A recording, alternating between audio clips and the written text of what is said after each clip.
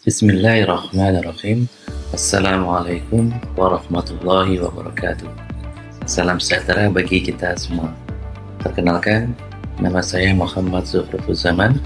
Saya adalah dosen tetap pada program studi Ilmu Teknologi Pangan, Fakultas Pertanian Universitas 11 Maret, Surakarta. Pada kesempatan ini, saya akan memaparkan pernyataan diri dosen dalam unjuk kerja Tridharma Perguruan Tinggi atau UKTPT pada bidang pengajaran untuk memenuhi salah satu persyaratan dalam sertifikasi dosen tahun 2026. Salah satu mata kuliah yang saya ampu dan akan disampaikan dalam kesempatan ini adalah mata kuliah Analisis Mikrobiologis Pangan dengan kode 070631430118. Mata kuliah Analisis Mikrobiologis Pangan merupakan mata kuliah wajib yang diberikan pada semester 3 pada program studi Ilmu Teknologi Pangan Universitas 11 Maret atau UNS. Mata kuliah ini berbobot 3 SKS dengan rincian 1 SKS teori atau kuliah dan 2 SKS praktikum. Mata kuliah Analisis Mikrobiologis Pangan ini memberikan pemahaman komprehensif mengenai prinsip, metode, aplikasi pengujian mikroorganisme pada matriks pangan untuk menjamin kualitas dan keamanan produk pangan. Topik bahasan mata kuliah ini diantaranya mencakup peran mikroorganisme indikator dan patogen, regulasi serta standar mikrobiologi pangan, teknik preparasi dan homogenisasi sampel, prosedur pengujian kuantitatif seperti hitungan cawan dan MPN, dan prosedur pengujian kualitatif seperti isolasi, pengayaan, seleksi, dan konfirmasi biokimia. Dalam mata kuliah ini juga disampaikan perkembangan metode pengujian cepat seperti polymerase chain reaction atau PCR, immunoassay, dan biosensor. Melalui kegiatan praktikum intensif di laboratorium yang dalam mata kuliah ini diberikan bobot 2 SKS, mahasiswa dibekali keterampilan teknis hands-on dalam melakukan pengujian mikrobiologi secara aseptis, presisi, dan akurat dari penyiapan sampel sampai interpretasi datanya. Capaian pembelajaran lulusan atau CPL Program Studi Ilmu Teknologi Pangan UNS yang dibebankan pada mata kuliah ini yaitu CPL 1 dan CPL 3.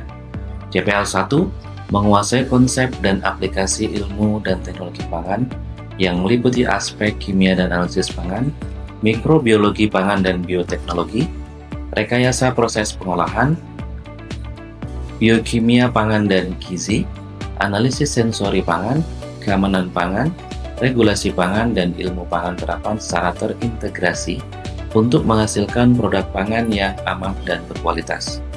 CPL 3 mampu berkomunikasi secara lisan dan tulisan terkait dengan aspek teknis dan non-teknis untuk kalangan ilmiah maupun umum. Adapun capaian pembelajaran mata kuliah atau CPMK mata kuliah Analisis Mikrobiologis Pangan ini adalah sebagai berikut. Yang pertama, memahami prinsip dasar, indikator, dan standar mikrobiologi pangan dalam kaitannya dengan mutu dan keamanan pangan. Yang kedua, menguasai berbagai teknik dan prosedur analisis mikrobiologis, baik itu yang konvensional ataupun modern, pada matriks sampel pangan dengan tepat. Yang ketiga, mampu mengolah, menginterpretasikan, dan mengevaluasi data hasil pengujian mikrobiologis untuk menjamin kualitas dan keamanan mikrobiologis produk pangan. Sistem pembelajaran dilaksanakan secara luring dan daring dengan metode ceramah interaktif, diskusi, dan kerja kelompok atau studi kasus. Adapun komponen penilaiannya terdiri atas ujian tengah semester atau UTS sebesar 17%, ujian akhir semester atau UAS sebesar 17%, dan tim based project dan studi kasus sebesar 66%. Demikian gambaran singkat terkait mata kuliah Analisis Mikrobiologis Pangan. Selanjutnya, mari kita simak cuplikan pembelajaran tatap muka mata kuliah Analisis Mikrobiologi Pangan. Oke, baik, kita mulai kuliah kita hari ini. Bismillahirrahmanirrahim. Assalamualaikum warahmatullahi wabarakatuh. Selamat siang semuanya dan salam sejahtera. Untuk hari ini di mata kuliah Analisis Mikrobiologi Pangan kita akan lanjutkan materi deteksi patogen dalam pangan ya. Setelah kemarin kita mempelajari materi tentang uh, pengujian kapal Khamir, kemudian pengujian APC, dan MPN ya, MPN juga nanti kita ini untuk yang analisis patogen. Kenapa analisis patogen itu menjadi sesuatu yang penting dan krusial dalam bidang mikrobiologi pangan ya? Karena kita tahu bahwa uh, kontaminasi patogen di dalam makanan itu merupakan indikasi dari suatu proses produk pangan yang tidak higienis dan tidak mengikuti standar kualitas dan keamanannya. Kalau kita berbicara tentang standar di makanan, itu kalau kita lihat di SNI ya, yang di teman BSN itu kan ada parameter kualitas dan parameter keamanan. Ya, itu pasti di produk pasti ada itu.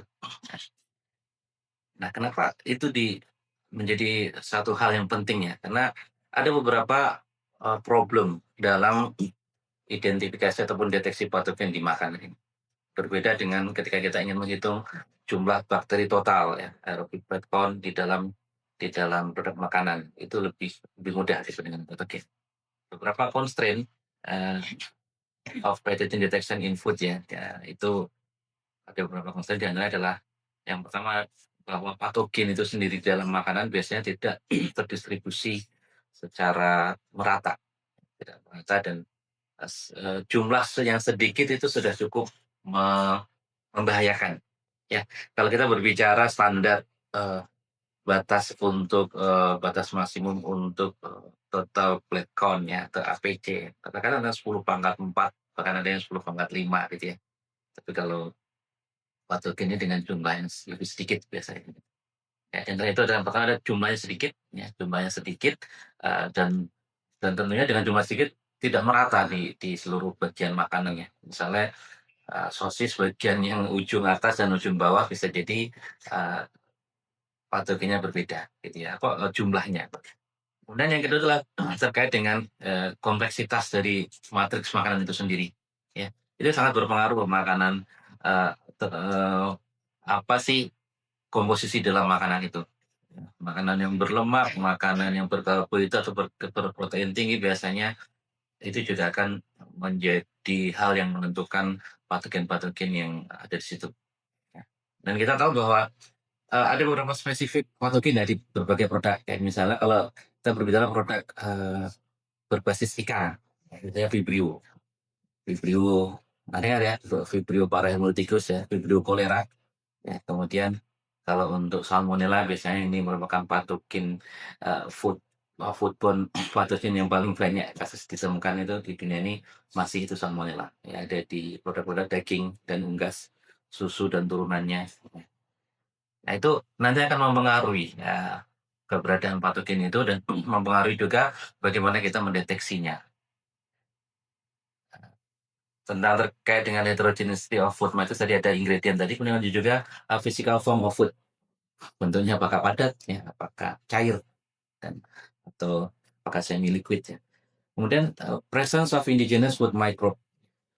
Kalau kita berbicara produk makanan fermentasi, ya kan pasti ada mikrobia lain yang memang kita pekerjakan dari situ ya. Dia bekerja untuk memproduksi produk makanan itu. Dan dia pasti ada dalam jumlah lebih banyak. Ya, ya ibaratnya kalau kita mendeteksi salmonella itu ya kayak mencari jarum dari tumbukan jerami gitu ya. Jadi maka kita harus lebih spesifik dan detail dan berhati-hati dalam mendeteksinya. Oke, ada beberapa metode yang sering digunakan dalam mendeteksi patogen ini. Metode tersebut ada dengan berbagai konsep dan prinsipnya. Ada 3 metode, yaitu yang pertama adalah tadi conventional method atau culture media. Prinsipnya adalah menumbuhkan kembali patogen dari sampel. Kalau kita tumbuhkan dia hidup, berarti kita anggap dia ada di situ. Kalau tidak ada berarti ya tidak hidup, berarti tidak ada, gitu ya. Oke, itu prinsipnya. Kemudian yang kedua adalah immunoassay atau rapid method. Ya, immunoassay ini berdasarkan reaksi antigen antibodi. Ya, kalau kita berbicara antigen antibodi adalah merupakan apa namanya sebuah hubungan yang spesifik seperti enzim dengan substratnya. Ya.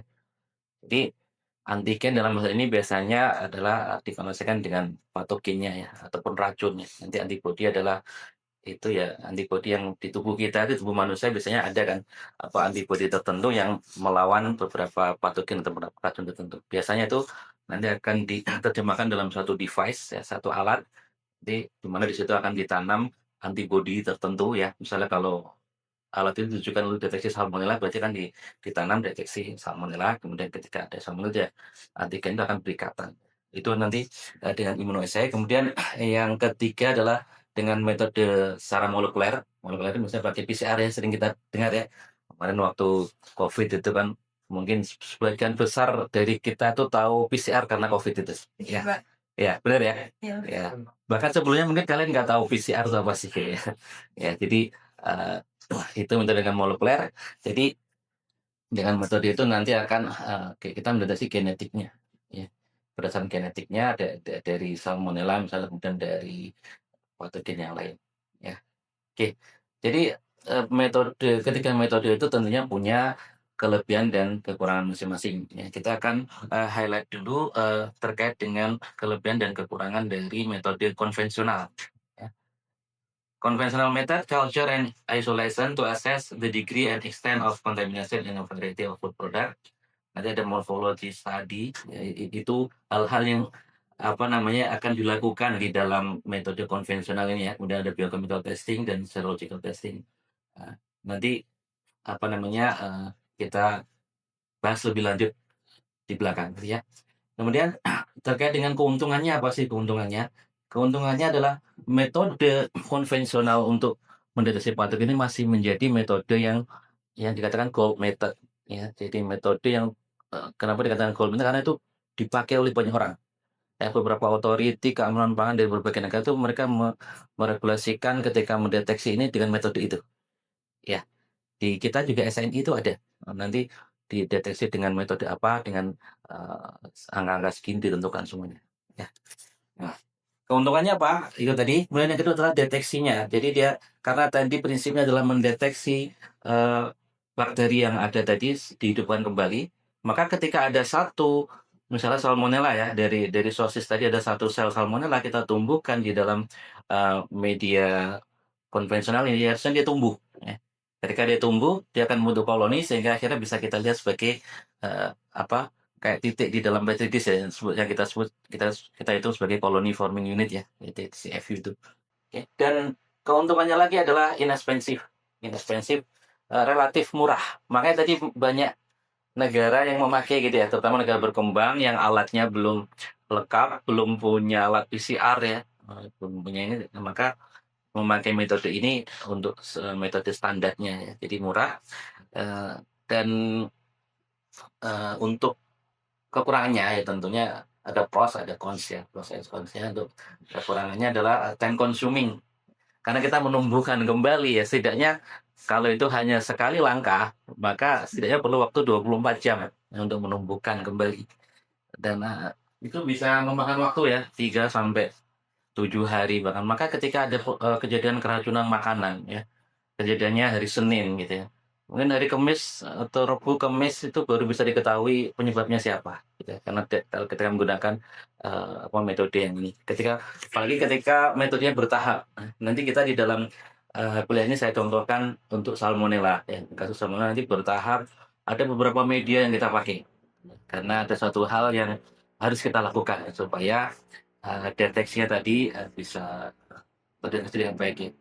Kemudian labor intensif. Nah, ini perlu kerjaan banyak ya. Kerja mikro itu tedious. Kerjanya banyak, datanya sedikit ya. Makanya dari dulu tuh saya mencari mahasiswa skripsi untuk mikro itu masih agak kurang karena tadi itu lama kan. Kalau mau ngitung TPC aja kan perlu banyak yang disiapkan. Hasilnya cuma satu. Ya, angkanya saja ya. Ada satu, tapi itu dulu tedious itu banyak kerjaan atau sedikit ya. Tapi ya, memang itu prosesnya.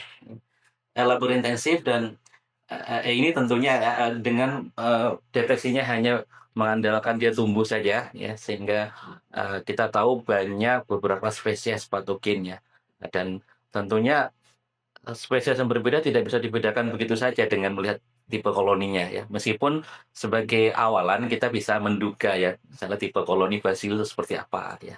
Tapi setidaknya kita bisa menduga itu Bacillus, tapi kan nggak tahu itu Bacillus cereus atau Bacillus subtilis, ya, atau Bacillus aeruginosa ya. Jadi nggak bisa, maka dia tidak bisa membedakan eh, apa secara fenotipik penampakannya bagaimana sih perbedaan antar spesies itu apakah nampak berbeda atau enggak itu kita nggak bisa membedakan melalui metode ini.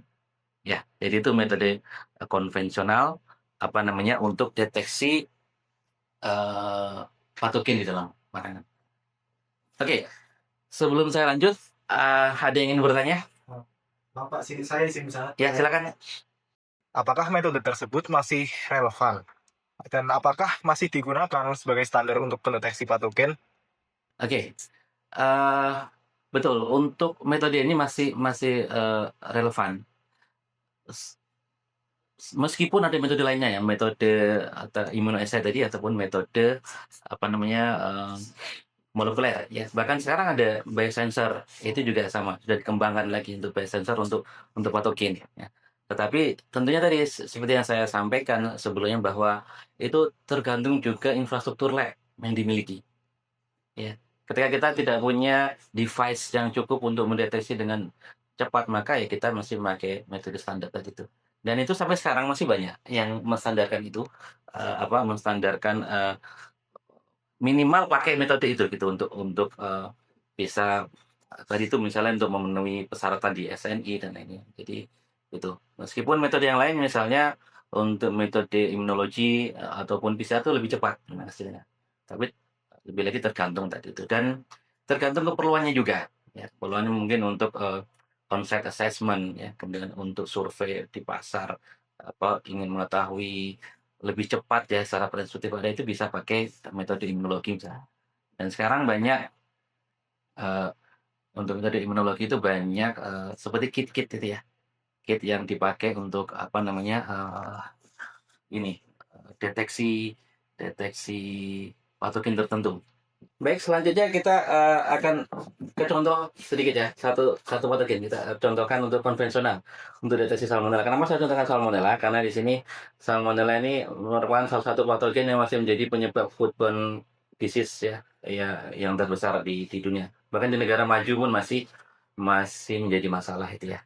Jadi itu di antaranya adalah karena signifikansi penampakannya pangannya itu sangat tinggi sehingga berbagai bahkan SNI kita tuh menstandarkan harus nol ya 0 sel per 25 gram harus negatif artinya ya dan karakternya bagaimana dia adalah gram negatif kemudian berbentuk rod atau batang dia tidak berspora tetapi dia sebagian besar memiliki kaki dia motile ya dia memiliki flagella ya motile bisa bergerak ke dan karakteristik khasnya yang membedakan nanti dengan saudaranya itu Shigella dia bisa membentuk presipitat apa namanya H2S H2S ya apa nanti di media deteksinya dan dia tidak memfermentasi laktosa ya dia itu termasuk dalam Enterobacter juga tapi tidak memfermentasi laktosa. Oke untuk proses deteksinya ada beberapa langkah ya deteksi salmonella secara konvensional ya ini perlu kita sampaikan dan perlu kita ketahui bersama karena ini sangat mempengaruhi tadi itu bagaimana salmonella bisa hidup kembali bisa kita deteksi dia hidup lagi gitu ya. Nah, langkah pertama apa adalah pre-enrichment ya biasanya kita dalam istilah mikrobiologi kita sebut langkah resusitasi ya jadi penyihatan kembali ya sebenarnya. Selama proses produksi makanan salmonella itu melalui berbagai berbagai stres ya dari dicuci dipukul-pukul ya kemudian diaduk di ini dipanasi dan semuanya maka dia akan melalui stres sehingga ketika dia stres lalu kita suruh dia tumbuh kita hidup dengan baik kan mungkin dia nggak tumbuh dia masih setengah hidup setengah mati gitu ya maka itu kita perlu sehatkan karena apa ketika kita tidak lakukan penyihatan kembali akhirnya kan dia nggak bisa tumbuh, nggak bisa hidup. Dan kesimpulan kita apa? Kesimpulan kita adalah sampel itu negatif salmonella. Padahal di situ masih ada salmonella yang belum mati. Yang bisa jadi ketika makanan itu masih disimpan, dia recover ya. Dan ketika nanti kita makan, dia sudah ini. Maka ini sangat penting adanya resusitasi, di mana dalam resusitasi ini kita akan menyehatkan kembali. Biasanya kita berikan tumbukan dia dalam medium yang rich in nutrition ya nutrisinya kayak nutrisi bisa pakai lactose broth atau BBW ya buffered peptide water ya itu dia akan tumbuh sehat, ya. Nah, setelah itu nanti kita transfer ke media berikutnya. Ada namanya media TTP atau tetra bros, ya. Kalau di media pertama tadi dia dia sehat, ya, dan tentunya nggak, karena kita tidak bisa hanya menyajikan salmonella, ya, karena di sampel itu bisa jadi ada bakteri lainnya. Ketika kita berikan dia nutrisi yang apa, yang tinggi, yang banyak, dia akan ikut sehat juga. Ya, maka ketika dia ikut sehat, nanti salmonella jadi sedikit lagi gitu ya. Dan tadi salah satu constraint di dalam deteksi patogen kan dia keberadaannya yang sebenarnya sedikit ya. Bagaimana kita bisa mendeteksi patogen yang jumlah sedikit di antara mikrobia lain yang jumlahnya banyak, terutama mikrobia spoiles ya, membusuk ketika itu kita benar-benar makanan. Maka di selective enrichment langkah kedua ini, nah, itu di situ akan dilakukan seleksi mikrobia yang lainnya, ya. Kemudian di samping itu juga memperkuat pertumbuhan apa namanya salmonellanya. Ya, kita kasih suplemen nutrisi apa lagi gitu ya, supaya dia lebih happy, lebih ini, sehingga nanti kita bisa deteksi dengan mudah.